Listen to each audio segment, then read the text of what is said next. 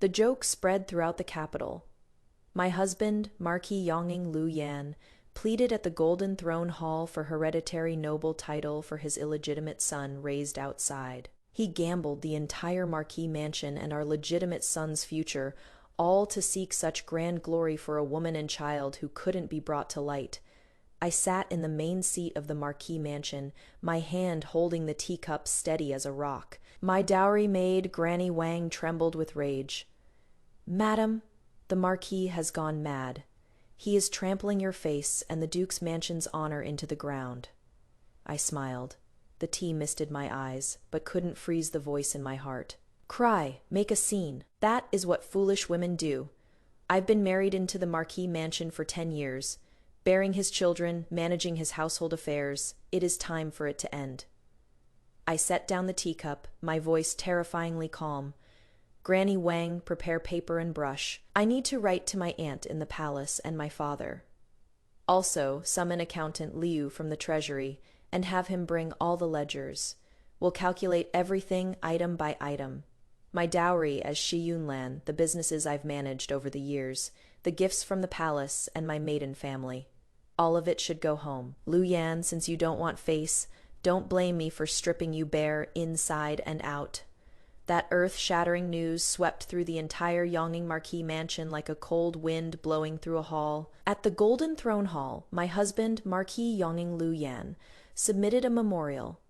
The content of the memorial was not for the country or the people, nor to share the emperor's burdens. Instead, it was to request the title of hereditary nobility in perpetuity for Lu Jiao, his illegitimate son kept at a villa in the southern part of the city. He wept bitterly, claiming his undying love for his true love, Liu Yingying, and that the child was exceptionally clever, the true hope of the Lu family. He also said that I, his lawfully wedded wife, the legitimate daughter of the Zhongguo Duke's manor, and the current empress's own niece, was jealous and intolerant, which caused his eldest son to remain unacknowledged until now. He implored His Majesty, for the sake of his loving father's heart, to grant his nameless, statusless son a future that would bring glory to their ancestors.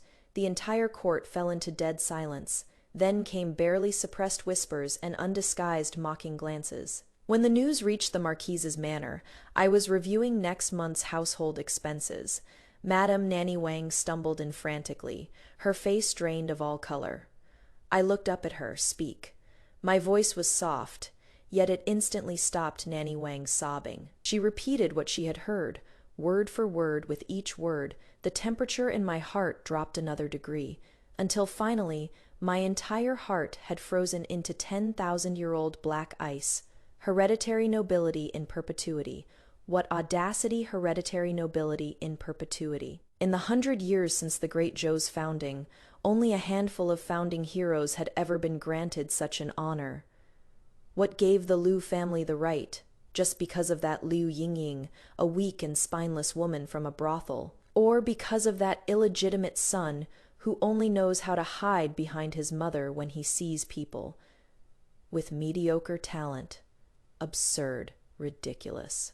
It is simply courting death. Lu Yan isn't crazy, he is stupid. He thinks he is seeking a future for his son, but in reality, he is using a knife to personally stab the in-laws who brought him supreme glory, the Duke Zhongguo's manor, and the imperial power of the throne itself. What he is challenging is the strictest hierarchy of legitimate and illegitimate in this era. What he is trampling on is the dignity of me, Shi Yunlan, and our 2 children. Madam, please say something.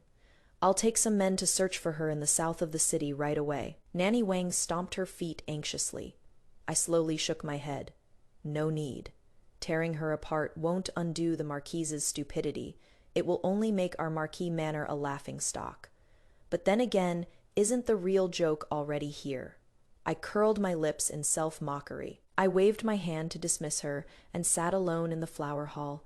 10 years of marriage flashed before my eyes like a revolving lantern. When we were newlywed, he too had promised me a lifetime together, just the 2 of us. But in the blink of an eye, at a friend's banquet, he met that pure and ethereal Liu Yingying. He said she was his soulmate, a flower who understood his heart, different from a noble lady like me who only knew rules and etiquette. I once thought I'd turn a blind eye men who doesn't have a fling or two, but he treated that pile of mud like a rare treasure. Expensive tonics, said to be for mother, but sent straight to the south side of the city.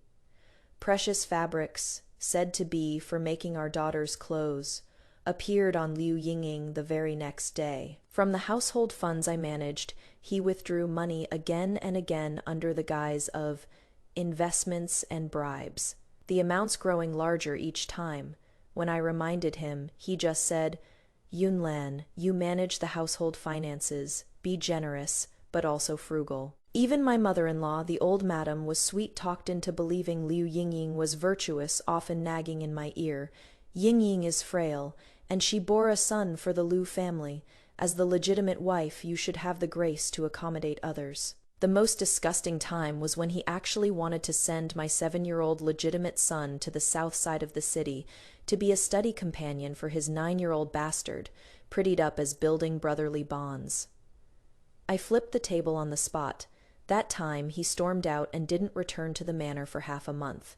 I thought that was rock bottom. I never expected he could be this stupid.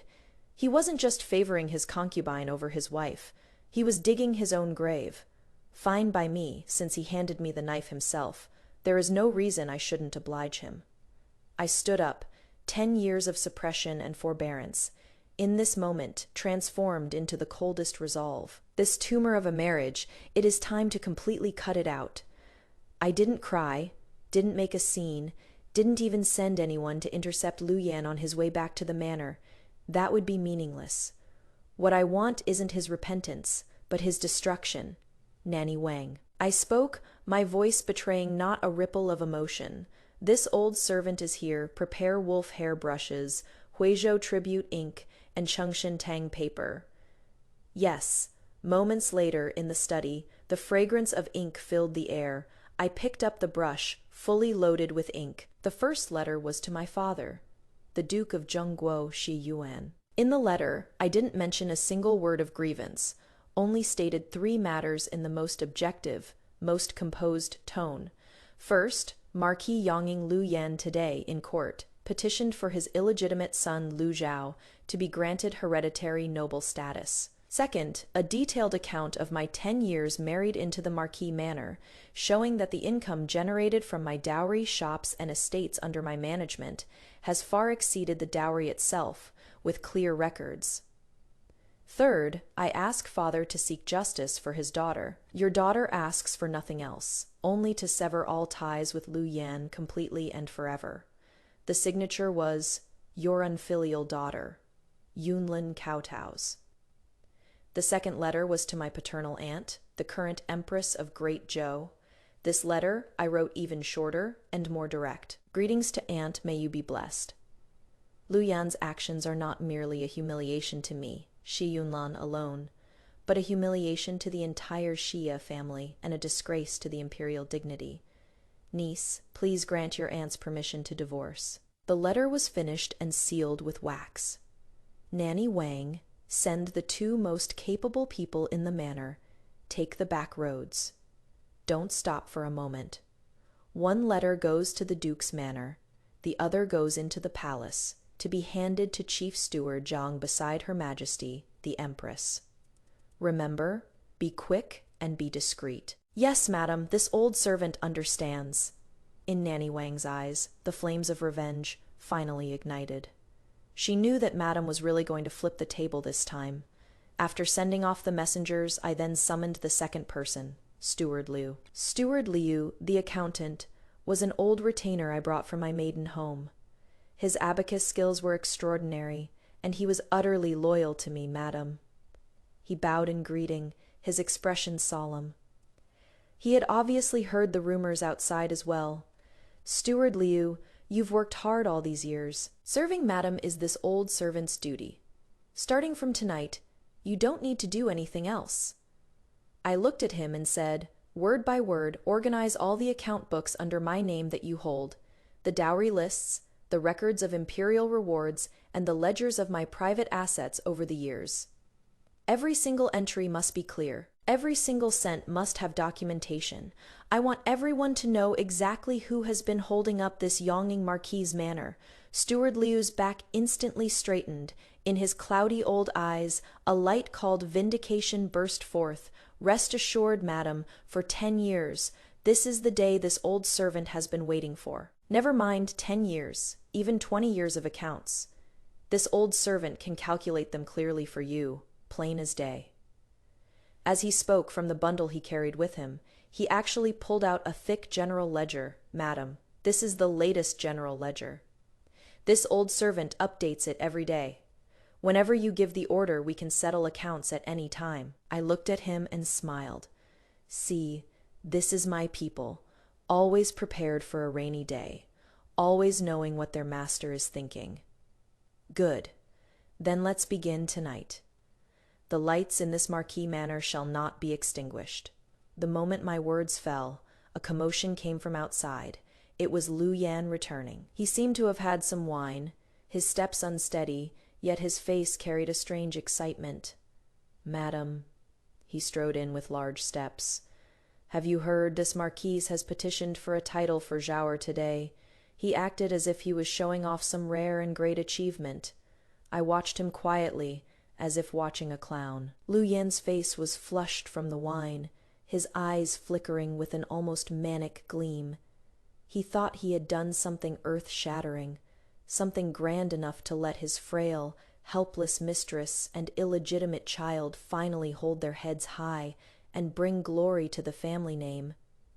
Yunlan, why aren't you saying anything? He stepped closer, reeking of alcohol, and furrowed his brow. Aren't you happy for me? If Zhaor can inherit the title, our Lu family will have an heir. I almost laughed out loud. Our Lu family? He must have forgotten that the son I gave birth to, Lu Jin, is the rightful heir to the Yongning Marquis manor. Marquise, you've had too much to drink, I said flatly, pouring him a cup of sobering tea. I'm not drunk. He swept the teacup aside, and the scalding tea splashed onto the back of my hand, instantly turning it red. I didn't even furrow my brow. Did it hurt? Not even a fraction of how it feels when the heart dies. Yunlan, I know you're upset. He softened his tone, seemingly about to start his usual soothing tactics. But Ying, she has had it hard. Zhaor is my eldest son. I can't let him live in the shadows his whole life. I'm doing this for the good of our family. He looked at me, his gaze so sincere, it was nauseating. Once Zhaor's status is settled, I'll have him move back to the manor. Then let Jinner get closer to him, cultivate some brotherly affection. You're the legitimate mother. You should be more magnanimous. Listen to that. What a high-sounding excuse. What a shameless arrangement, making my legitimate son play second fiddle to a bastard. I finally raised my eyes and looked straight at him. Is the Marquis finished? My calmness made him somewhat uneasy. The crying, questioning, and hysteria, he had anticipated none of it happened. This made him feel like he had punched Cotton Yunlin. What kind of attitude is this? He said unhappily. What attitude does the Marquis think I should have? I asked back. Should I be moved to tears, thanking the Marquis for finding a bastard to split the family fortune and fight for the title with my son? Or should I be overjoyed, offering up everything I have for your and Lu Yingying's earth-shattering true love, including my father and brother's dignity, and the lives of my son and me? My voice wasn't loud, but every word was like a needle, pricking Lu Yan's face until it turned green and white. You're simply unreasonable. He flew into a rage from embarrassment. I can't get through to you. You're just jealous. Just then, my mother-in-law, the old Marquis madam, rushed in supported by her maidservant. What is all this arguing? Just got back and already arguing. As soon as she came in, she seized the initiative, glaring at me with piercing eyes. Madam Shi, I've said it before, as the legitimate wife, you need to have grace. Yaner has worn his heart out for this family. How can you not be more understanding of him? Ying is such a good child, gentle and caring, and she even bore a grandson for our Lu family. How can you not tolerate her? Looking at this foolish mother and son pair, I suddenly felt it was pointless. Arguing with them was just wasting my breath. Mother is right. I nodded slightly, my tone ridiculously submissive. It is this daughter-in-law's fault. My compliance left both the old madam and Lu Yan stunned. As long as you know you were wrong. The old madam snorted smugly. Treat Ying Ying and Zhao better from now on, and stop putting on airs as the legitimate daughter of a duke's manor all day. Lu Yan also breathed a sigh of relief, thinking I had come around. Yunlin, it is best that you can think this way. He stepped forward, wanting to take my hand. I gently avoided him. Marquis, mother, it is getting late. You should rest early tomorrow, might be very busy. After I finished speaking, I turned and entered the inner chamber, closing the door behind me. Outside the door came Lu Yan's slightly puzzled voice and the old madam's displeased muttering. I leaned against the door, listening to the crisp clacking of abacus beads from Mr. Lu's courtyard. That sound was, to me, the most beautiful celestial music in this entire Marquis manor. After the final madness would come the dawn of judgment. Lu Yan and your dear mother, go ahead and enjoy this last false peace to your heart's content. The second day, just as dawn was breaking, the gates of the Yongning Marquis manor were knocked upon, steady and forceful. It wasn't the colleagues coming to congratulate as Lu Yan had assumed, nor was it the relatives coming to curry favor as the old madam had hoped. The visitor was my father, the Duke of Zhengguo Shi Yuan. He wasn't wearing court attire, just a plain ink-colored robe, yet he naturally exuded an imposing aura without even showing anger. He brought no retinue, standing alone before the gate. Yet every servant in the Marquis manor felt more oppressed than if facing an army of thousands. Lu Yan was roused from his hangover by the servants. Hearing that his father-in-law had arrived, he was still somewhat groggy. He rubbed his forehead and hurried to the front hall. Father-in-law, why have you come? Father did not look at him. His gaze was piercing as he surveyed this flower hall where his daughter had lived for 10 years. He recognized every piece of decoration here. Most of them were dowry items he had personally inspected back then. Lu Yan father spoke, his voice so heavy it could drip water.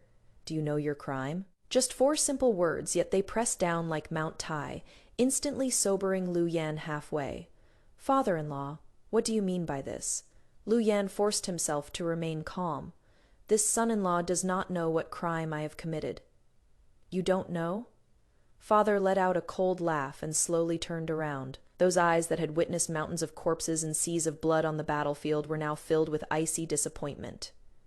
You petitioned in the Golden Palace for your bastard son to be granted hereditary noble title, and you claim not to know. You trampled the dignity of my Xia family, the face of the Empress, and the future of your legitimate son underfoot, and you claim not to know. You treated my daughter, Shi Yuan's daughter, as a stepping stone to be humiliated at will and discarded after use, and you claim not to know. Every word from father struck like a heavy hammer, slamming hard against Lu Yan's heart. Lu Yan's face went from flushed red to deathly pale. Father-in-law, you've misunderstood. I was just had your heart clouded by greed. Father cut him off harshly. Did you think your petty romantic affairs could override the laws of the land and family rules? Did you think what you begged for was glory? Let me tell you, what you begged for is a death warrant. Did you really think His Majesty would approve your utterly absurd petition? Lu Yan was scolded until he was drenched in shame, yet still clung to one last shred of hope. He stiffened his neck and argued, His Majesty didn't reject it in court yesterday. This means His Majesty has a bit of compassion in his heart. My heart as a father, heaven and earth can bear witness. Fool father flung his sleeves in rage. You think His Majesty is an ordinary person. Rejecting you in court would have been giving you face. It was to let you go back yourself, withdraw your petition, and kneel before my Zhengguo Duke's manor to beg forgiveness. His Majesty left you some dignity, and you took it as hope. Lu Yan, oh Lu Yan, Xie Yuan, have spent my life in the military and thought I'd never misjudged anyone. Yet I never expected that with you. I was completely blind. Just at this moment, the old madam heard that the Duke had come and hurried over. The moment she saw this tense atmosphere, she immediately shielded her son in front of her. "In-law, what are you doing, barging into my Marquis manor early in the morning, yelling about beating and killing my son? Is there no law anymore?" Father looked at her, his eyes filled with nothing but contempt. "Law. Old madam, you will soon learn what true law is. I didn't come here today to argue with you." Father's gaze passed over the mother and son, looking toward the inner courtyard. "I just came to see my daughter. And by the way, to inform you, prepare to receive the imperial decree." With that, father turned and strode away, without giving that mother and son another glance. Lu Yan and the old madam both stood frozen in place. Receive a decree. What decree? A decree of reprimand, or a strong sense of unease rose in Lu Yan's heart. He suddenly felt that the situation had completely spiraled out of his control. The glory he had expected seemed to be turning into a massive black hole, capable of swallowing him whole. After father left, the entire Marquis manor fell into an eerie silence. Lu Yan was restless, while the old madam kept cursing, saying my father was bullying others with his power, saying this daughter-in-law, was spreading false accusations. I sat peacefully in my own courtyard, keeping my 2 children company. My son, Lu Jin, was already 7 years old, with features resembling mine, quiet and sensible. My daughter, Lu Yao, was just 5 years old, lively and adorable. They are my only solace in this rotten marriage, and the ultimate motivation for my resolute counterattack. "Mother, was grandfather very angry just now?" Lu Jin asked in a low voice. I stroked his head. "Jinner, remember, no matter what happens, mother is here, your great-grandfather is here, and the entire Duke's manor is here. We children of the Shi family never need to bow to anyone." Lu Jin nodded, seeming to half understand, but his eyes were unusually resolute. At the 3rd quarter of the noon hour, the sun was at its peak. Outside the tightly closed gates of the Marquis manor, a commotion arose, followed by the distinctive shrill voice of a palace eunuch, piercing through the deathly silence within. "Imperial decree has arrived." This cry, like a thunderclap, struck a tremor in the hearts of everyone in the manor. Lu Yan jolted and sprang up from his chair, all color draining from his face. The old madam also stopped her cursing, and, supported by her maid's hand, looked toward the gate with uncertainty and alarm. "It is here? It is finally here?" I slowly set down my teacup, straightened my clothes, and stood up with a calm expression. "What is everyone panicking about?" "Open the main gate, set up the incense altar, prepare to receive the decree." My composure seemed to give the servants a backbone, and they scrambled into action. The front hall was quickly arranged. I led Lu Jin and Lu Yao, along with everyone in the Marquis manor, and knelt in the center of the courtyard. Lu Yan and the old madam, kneeling beside me, couldn't control their bodies from trembling slightly. The main gate slowly opened, and in walked Lord Li, the minister of the court of the imperial clan. He held a bright yellow imperial edict in his hands, followed by several imposing imperial guards. The court of the imperial clan was in charge of affairs concerning the imperial family and nobility. The fact that the minister himself came to announce the edict showed the gravity of this matter. Lu Yan's heart sank completely. He had thought at most it would be an edict of reprimand, punishing him with house arrest for self-reflection, or docking some of his salary. But the appearance of the minister of the court of the imperial clan completely changed the nature of this matter. Marquis Yongning Lu Yan, Lady Shi Yunlin, received the edict. Lord Li's face was expressionless, his voice booming. "This subject, Faith's subject's wife, receives the edict." We kowtowed. Lord Li unrolled the edict and read aloud, "By the mandate of heaven, the emperor decrees, Shi Yunlan, daughter of Duke Zhongguo, born of a distinguished house, is virtuous, prudent, and dignified. Since marrying into the Marquis Yongning's household, for 10 years, she has been diligent and frugal, managing household affairs, and bearing a legitimate heir, truly a model among noble ladies." The beginning of the edict was a string of praises for me. Lu Yan and the old madam beside me looked increasingly worse. They knew that the higher the praise, the harder the fall that would follow. Sure enough, Lord Li's tone shifted. Marquis Yongning Lu Yan, lacking in virtue, favoring concubines over his wife, failing to distinguish between legitimate and illegitimate children, and furthermore, on the imperial court, petitioning for absurd matters, truly confusing human relations, disregarding ancestral laws, shaming his ancestors, and harming the dignity of the nation. Every word struck at the heart. Lu Yan's head drooped even lower, wishing he could find a crack in the ground to crawl into. The old madam's lips trembled so much she couldn't speak. We are mindful of his ancestors' meritorious service, and cannot bear to impose heavy punishment. However, Lady Xia is the legitimate daughter of the Duke's manor, the Empress's niece. A noble lady of high birth, how can she be humiliated?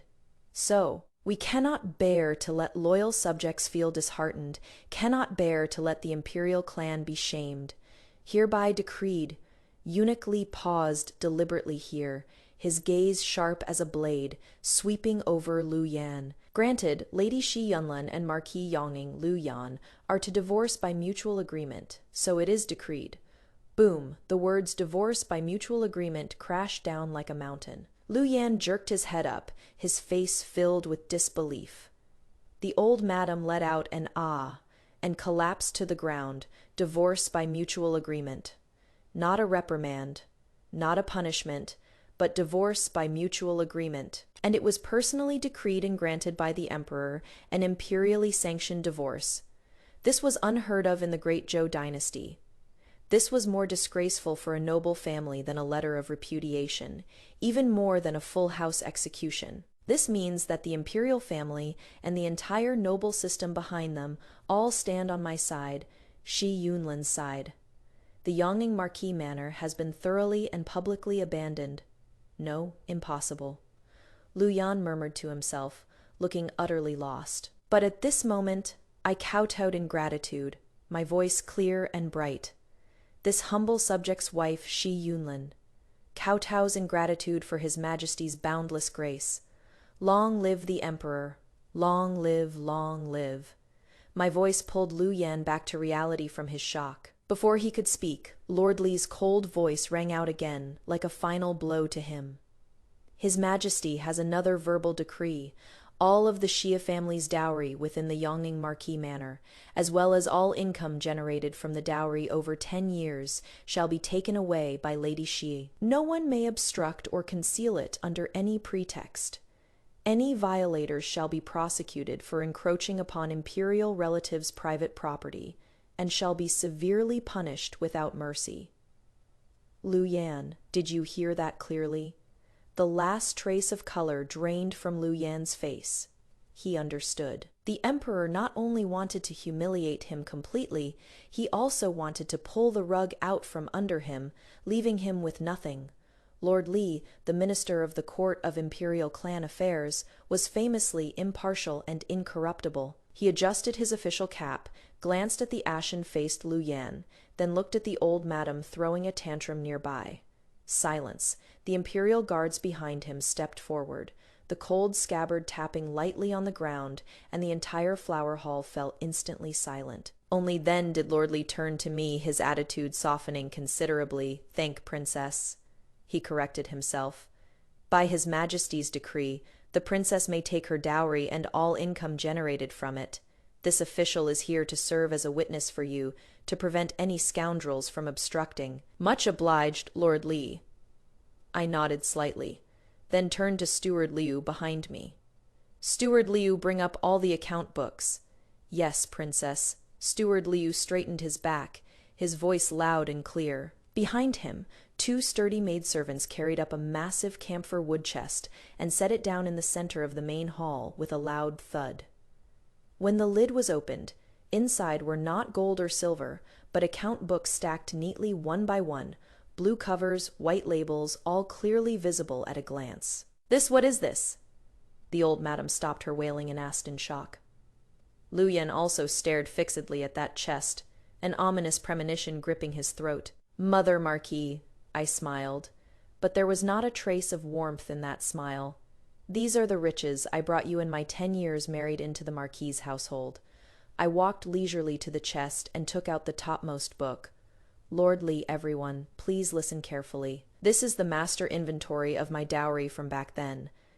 My father, the Duke of Zhongguo, prepared for me silver notes totaling 300,000 taels as my bottom of the chest savings, 36 prime shops in the most prestigious locations of the capital, prime farmland in the outskirts of the capital, paddy fields in Jiangyan 2,000 mu.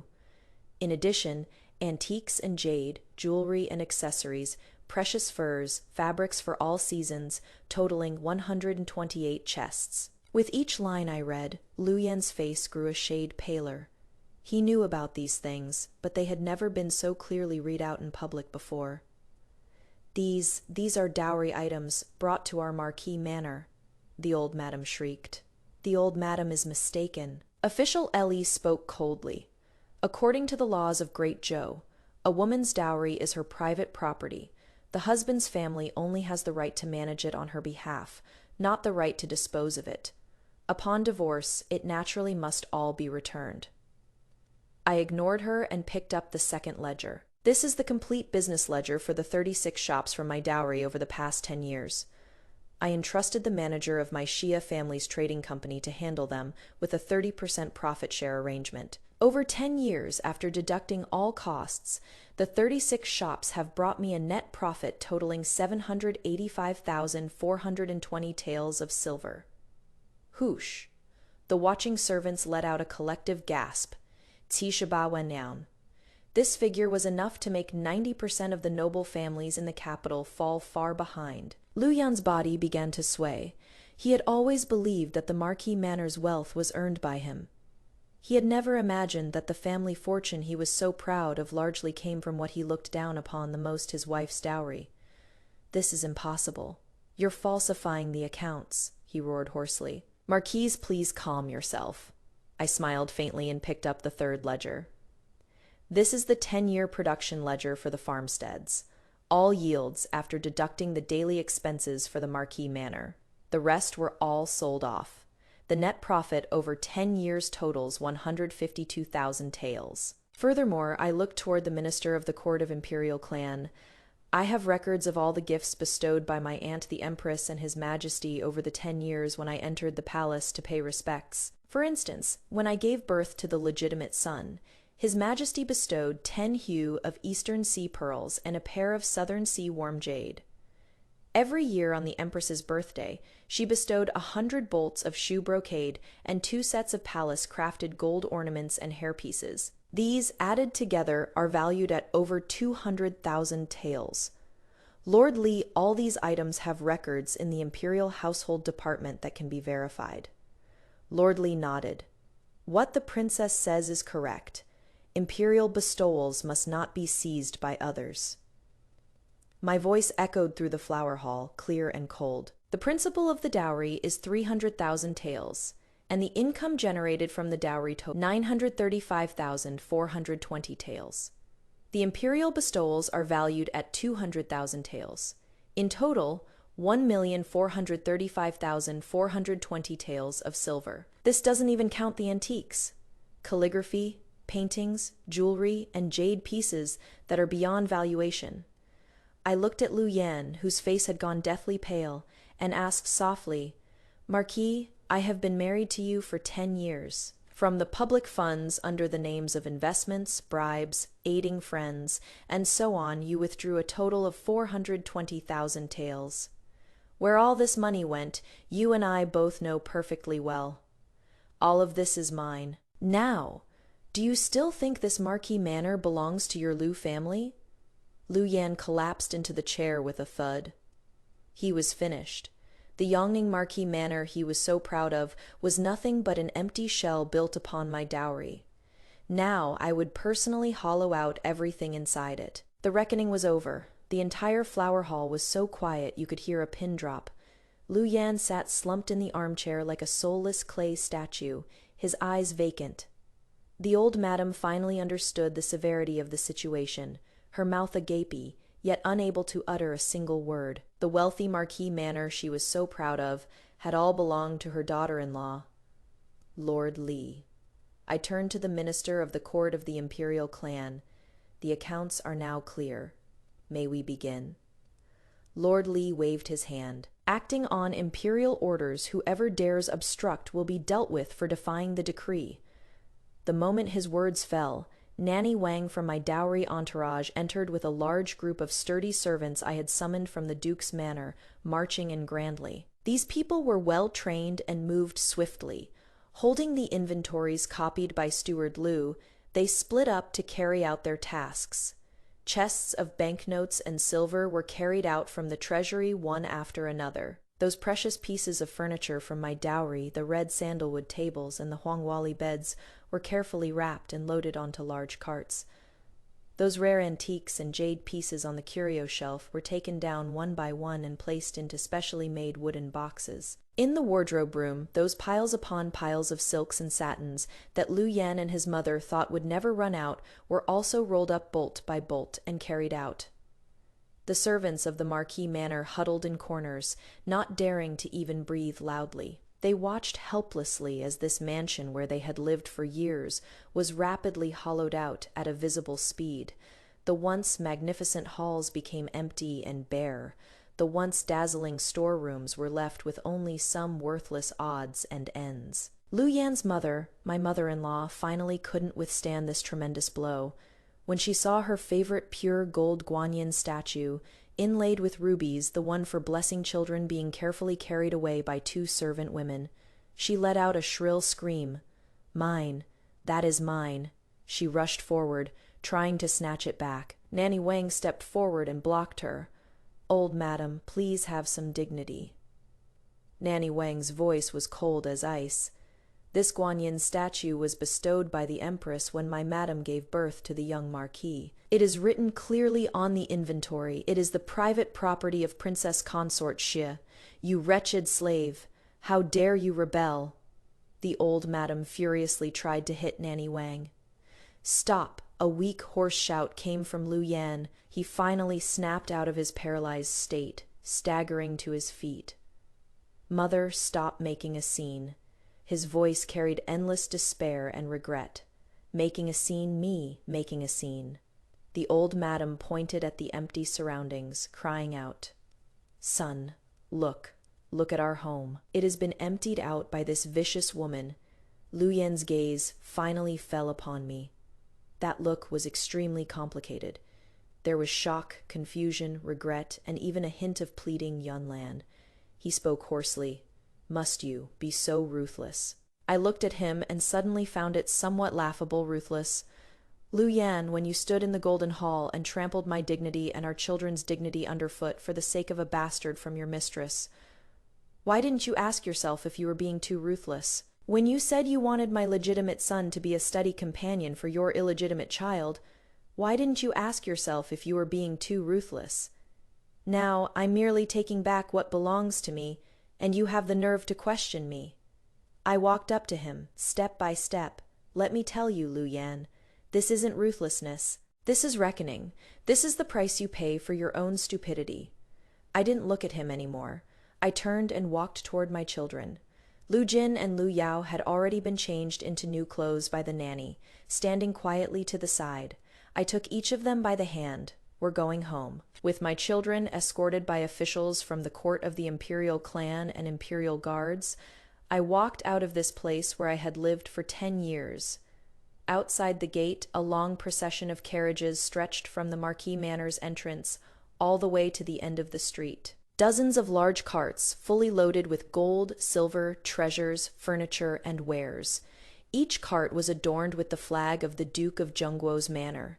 The people of the entire capital came out to watch. They watched me, this former marchioness who had just been divorced by imperial decree, showing not the slightest bit of disgrace, but instead leaving in grand style with immense wealth.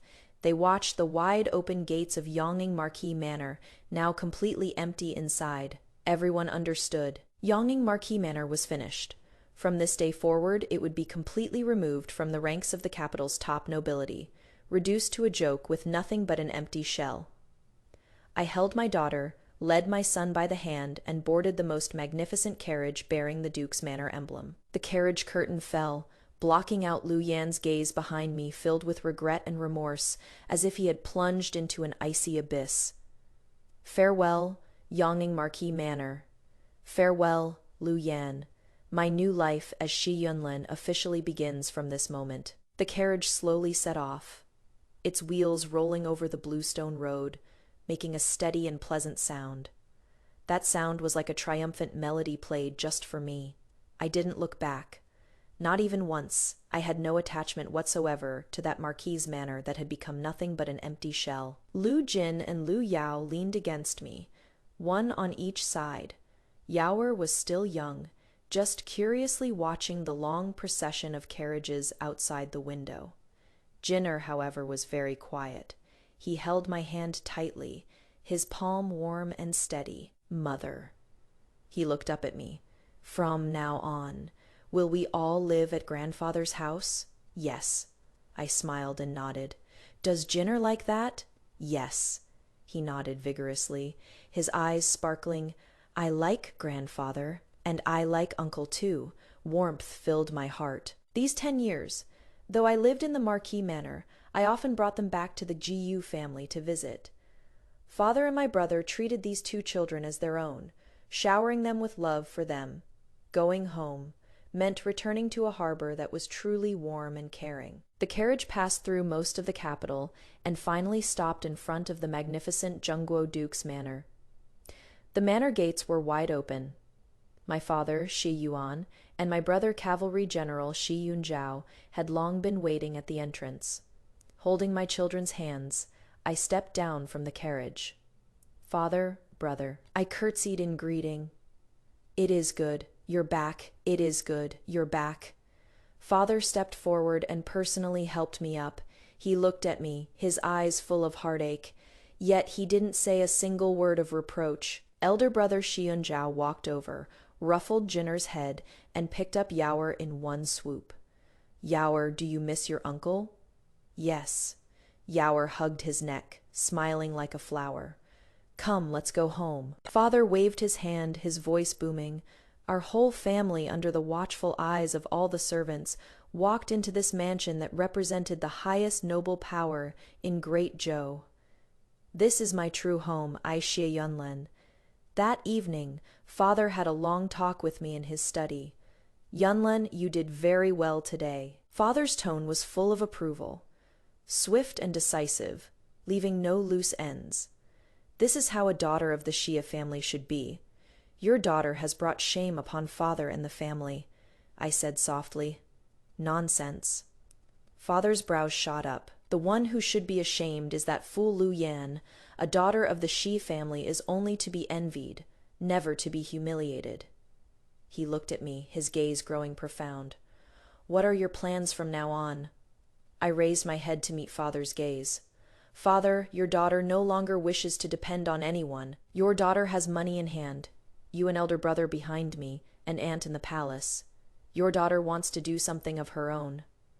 Oh, Father grew interested. Tell me about it. I want to open a trading house. My voice was firm and clear. A trading house that is one of a kind in all of the capital, even in all of Great Zhou. I'm going to consolidate the shops and farmlands under my name and use our Xia family's connections with the palace to do the highest-end business. I want the name Shi Yunlin to no longer be an appendage to Marquis of Yongning. I want it to become synonymous with wealth and power. Father listened quietly, his eyes growing brighter and brighter. He didn't question my abilities, nor did he think that me, a woman doing business, was improper. He simply patted my shoulder firmly. Good. As expected of my daughter, Shi Yuan's daughter. Go ahead and do it. Whatever you need, just ask. The entire Duke's manor is your backing with Father's support. The last trace of doubt in my heart vanished. Like smoke, I knew my future would be boundless as the sky and sea. That night, my aunt in the palace also sent someone with a reward. No gold or silver, just one sentence. Yunlin, be bold and do it. This dowager will support you with these 2 most powerful backers. What do I have to fear? A good night's sleep. The next day when I woke up, I pushed open the window. Outside the window was the Duke's Manor's exquisite garden, filled with birdsong and fragrant flowers. The sunlight was just right. I took a deep breath. In the air was the taste of freedom. Shi Yunlin has returned home. From now on, There is no more Marquis of Yongning. The days after the divorce were 100 times more fulfilling than when I was in the Marquis's manor. The first thing I did was to thoroughly consolidate all the assets under my name. The 36 storefronts would no longer operate independently, but under unified planning for the 8 shops located in the most prime section of Juke Street, I decided to connect them and build a magnificent 3-story pavilion. I named it Yunlan Pavilion. The positioning of Yunlan Pavilion was crystal clear from the start. Only top-tier business. The first floor would sell the finest silks from Jiangyan, the most exquisite shoe brocade from Shuzhong, as well as specially cultivated tribute tea and spices produced from my estate farms. The second floor would specialize in jewelry. I invited the most renowned jade carving masters from Jiangyan and the most skilled gold and silver craftsmen from the capital. The designs they created were novel, unique, and one of a kind. The third floor was the most mysterious and not open to the public. It only received distinguished guests holding the golden orchid invitation cards I personally issued. Here we dealt in rare treasures brought from overseas through special channels, crystal clear glassware, dazzling Western gemstones, and even a few rare medicinal herbs said to prolong life. To build our reputation, I used my aunt, the Empress's connections, to have a batch of Yunlin Pavilion products custom-made for the palace. At a palace banquet, Her Majesty the Empress casually gifted a few pieces to several noble ladies with imperial titles. The moment those ladies left the palace, they became the envy of the entire circle of noble ladies in the capital. Before Yunlin Pavilion even opened, its fame had already spread throughout the capital. On opening day, I didn't celebrate with great fanfare. I only invited my father and elder brother, along with a few uncles from old family friends, to come for a brief gathering. But at the entrance, it was already bustling with carriages and crowds. The princes and nobles of the capital, wealthy merchants and tycoons. Almost all sent someone to deliver congratulatory gifts. Perhaps they weren't giving me face, but they couldn't afford not to give face to the Duke of Zhongguo's mansion and Her Majesty the Empress. Yunlin Pavilion became an instant hit. Every day, I was either in the pavilion listening to the manager's reports or in my study researching new business plans. I even set up a small workshop dedicated to researching how to improve looms and porcelain firing. I was no longer that Marquise's lady of the house, confined to the inner quarters, only able to haggle over every penny in the account books. My vision was the entire market of Great Zhou. My chessboard was the wealth landscape of the entire capital. Half a year later, the monthly turnover of Yunlin Pavilion had already exceeded the annual total of all the shops previously under my name. I became the undisputed wealthiest woman in the capital. When His Majesty the Emperor heard of my deeds, he was quite impressed. In a conversation with my father, he said with a smile, "Minister Shi's daughter has talents to govern heaven and earth comparable to Dao Zhugong." Soon after, an imperial edict came down. His Majesty personally designated Yunlin Pavilion as an imperial merchant, specifically responsible for procuring certain tribute goods for the palace.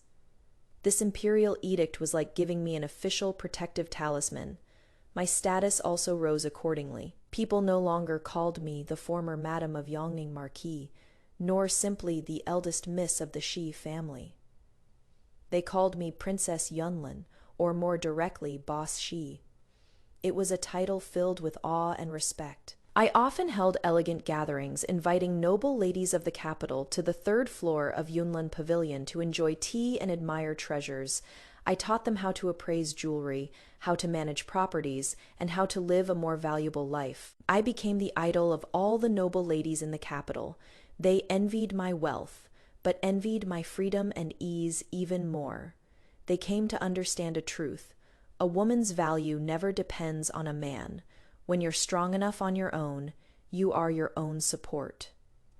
I raised Jinner and Yaoer exceptionally well, too. Jinner studied under a great scholar. His learning advanced by leaps and bounds daily. His temperament steady, quite like my father. Yaoer excelled in music, chess, calligraphy, and painting, and I often brought her along to learn about business, broadening her horizons far beyond ordinary noble ladies. My life was thriving, radiating boundless brilliance. while some people sank deeper and deeper into the mire. After I left, the decline of Yongning Marquis Manor came faster than anyone had expected. Like a house stripped of all its pillars, it collapsed with ease. What I took away wasn't just over 80% of the manor's liquid assets. What I took with me was also the mind connections and order that managed and ran this household. Lu Yan soon discovered this. Without me, the mistress who managed the household affairs, the mansion's expenses became a muddled mess. The newly promoted stewards were either incompetent or lining their own pockets. In just 3 short months, the Marquis Manor found itself in a predicament of spending beyond its means. The old madam was accustomed to a luxurious lifestyle, and her spending hadn't decreased one bit, and Lu Yingying, the true love Lu Yan had been longing to bring back to the manor, was nothing but a spendthrift. She moved into my former main courtyard, wore fabrics I couldn't even bear to wear before, used the most expensive incense, and had bird's nest and shark fin to nourish herself every day. She even brought in all those poor relatives of hers from outside. The entire Marquis Manor was thrown into utter chaos by her. Lu Yan was soon at his wit's end. He had no money. The meager salary under his name and the output from a few small plots of farmland couldn't possibly fill this enormous hole. He started selling off the remaining worthless decorations and properties in the manor, but that was merely a drop in the bucket. At court, his days were even harder. Having lost the powerful in-law backing of the Zhengguo Duke's manor, he was like a worn-out ship with its mooring rope-cut colleagues, who used to fawn over him now avoided him like the plague. The censors at the censorate submitted memorials impeaching him every few days for lacking virtue and failing to discipline his children properly. The emperor had completely abandoned him. That memorial requesting a title for his illegitimate son became a permanent stain on him, an enormous joke. His position at court plummeted, quickly marginalized, becoming an insignificant idle marquis. And that genius son he had placed such high hopes on Lu Zhao also greatly disappointed him. After Lu Zhao was brought back to the marquis's residence, faced with the sudden wealth, he completely lost himself. He gambled on cockfights and dog races, gathered friends and companions, becoming a famous dandy in the capital. He had mediocre talent, was ignorant and incompetent, and the tutors hired for him were driven away one after another during an academy examination. Lu Zhao was caught cheating on the spot, becoming the laughingstock of the entire capital's high society. Lu Yan fell into complete despair. He finally understood what he had lost for that so-called true love and genius son. He lost a capable wife who had supported the entire family for him. He lost wealth that could rival a nation. He lost his noble status and future prospects. He lost the heart of the only woman in this lifetime who had truly cared for him. The family fell into decline, and petty people rose to power. After the marquise's residence ran out of money, Lu Yingying gradually revealed her greedy nature. She was no longer gentle as water, and began quarreling daily with Lu Yan and the old madam over money. The entire Yongning Marquis Manor had completely fallen into chaos, becoming a ruined household and the laughingstock of the entire capital. Lu Yan, consumed by endless regret, grew more haggard with each passing day. He had begun to miss me one day, in late autumn. The sky was overcast. Business at Yunlin Pavilion was still booming. I was in the private room on the 3rd floor, savoring freshly arrived autumn tea with several noblewomen. The shopkeeper hurried upstairs and whispered a few words in my ear. "Princess, the Marquis of Yongning is downstairs requesting to see you." My hand holding the teacup paused slightly. Then I returned to normal. "No," I uttered 2 words indifferently. "But he says he has urgent matters and must see you." The shopkeeper looked troubled. "Tell him to scram." My voice remained calm, yet carried an undeniable finality. The shopkeeper immediately went to carry out my order. The Duchess of Dingguo across from me teased with a smile. "Which brazen fool dares to disturb Princess Yunlin's peace?" I smiled and brushed the matter aside. "Try these pastries, they're made by a newly hired chef from Zhongyan. Ladies, see if they suit your tastes the time it takes to finish a cup of tea." A commotion came from downstairs. It seemed someone was trying to force their way in, but was stopped by the guards. I frowned slightly. Nanny Wang got up, walked to the window, and glanced outside, then turned to me and said, "Princess, it is Lu Yan." He knelt down. I got up and walked to the window. Looking down from the third-floor window, I could see the grand entrance of Yunlin Pavilion. Lu Yan, the once spirited Marquis of Yongning, was now kneeling on the cold stone steps in a faded old brocade robe, looking haggard and worn. His hair was disheveled, his beard unkempt. Where was any trace of the noble young lord he once was? He knelt there, attracting countless passers-by to watch and point. "Isn't that the Marquis of Yongning? Why is he kneeling here?" "You don't know. He lost everything ages ago. I heard his household can barely afford to eat. Serves him right. Back then, he divorced the legitimate daughter of the Zhengguo Duke's mansion for some mistress, and now he regrets it. Look at him, so pitiful yet laughable. The gossip, like needles, pierced into Lu Yan's ears. Yet he seemed not to hear. He just gazed blankly at this window on the third floor of Yunlin Pavilion. He knew I was here. He wanted to see me. He wanted to beg for my forgiveness, beg me to come back, beg me to save him once more. Too bad.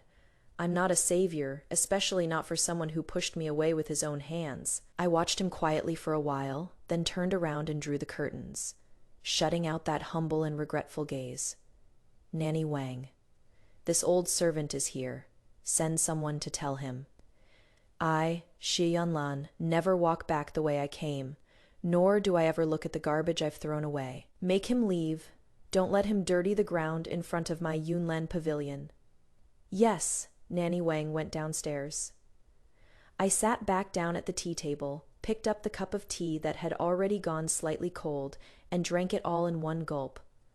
"Lu Yan, when you were high above, I was once just an accessory in your eyes. Now, you've fallen into the mud while I have long been standing at heights you can never reach. You can no longer reach up to me." This farce finally ended with Lu Yan being pathetically escorted away by the bailiffs of the capital magistrate's office on charges of disturbing the marketplace. He became an even bigger joke in the entire capital. From then on, he never appeared before me again. 5 years later, Lantern Festival, the Duke of Zhengguo's mansion, brilliantly lit. Shi Yunlan, in my own name, hosted a grand banquet that shook the capital. The venue of the banquet was a new garden estate I had built with money earned from Yunlin Pavilion, beside Moon Lake, the most scenic spot in the capital Yunshuiju. Pavilions and terraces, waterside gazebos and performance stages, its exquisite luxury was in no way inferior to the imperial gardens. My 12-year-old son, Lu Jin, now already a young Jinchi scholar with a promising future, he stood tall and straight, with features like a painting, making countless noble young ladies of the capital envious. My 10-year-old daughter, Lu Yao, has grown into an elegant young lady, possessing both the grace of a noble family's daughter and the wit and magnanimity of me, a queen of the business world. My aunt, the Empress, adores her dearly and has long declared that when she comes of age, she will arrange the finest match in all the land for her. Tonight, guests have gathered at Yunshui residence. Princes and kings, dukes and earls, important court ministers, wealthy merchants and tycoons, nearly all the most powerful figures in the entire Great Zhou have become my honored guests. Although the emperor and empress did not come in person, they sent extraordinarily generous gifts to show their favor. I wore a crimson ceremonial gown, standing at the highest point of the banquet, receiving congratulations and respect from everyone. My father and elder brother stood by my side, their faces full of pride and gratification. I raised my wine cup, toasting to all the guests present, and also to myself. To this boundless freedom, to this hard-won victory, step by step to this radiant glory, created entirely by my own hands. In a corner of the banquet, among an inconspicuous crowd, a middle-aged man wearing an outdated and worn robe was gazing at me from afar on the high platform. He was Lu Yan. Over these years, the title of Yongning Marquis had long been demoted to an earldom because he couldn't afford to maintain it. He had sold off all his ancestral property just to barely fill the hole. Liu Yingying, after taking his last bit of private savings, ran off with a wealthy merchant. His son, Lu Zhao, had his leg broken by someone for causing trouble, becoming a cripple who spent his days drinking at home. The once glorious Yongning Marquis Manor now had nothing left but an empty title and endless debts. Today he had shamelessly pulled strings through a distant relative just to barely sneak in. He just wanted to see me one more time. He watched me surrounded by admirers, radiant and dazzling. He watched the handsome and extraordinary young man beside me, his legitimate son, who had long since become a stranger to him. He watched that lovely and radiant young girl, his legitimate daughter, whose eyes held nothing but adoration for her mother. Regret gnawed at his insides like a venomous snake. He finally understood that what he had given up back then wasn't just a wife, but an entire world, a world he could never touch again, only look up to from afar. My gaze as if casually swept across that corner. For a brief moment, my eyes met his, filled with regret and pain. Then I calmly looked away, as if seeing a complete stranger I didn't know at all. I raised my glass toward the brilliant fireworks, filling the sky, revealing a heartfelt, radiant smile. My life had only just begun. As for him, he was nothing but a tiny footnote, casually discarded in my glorious life.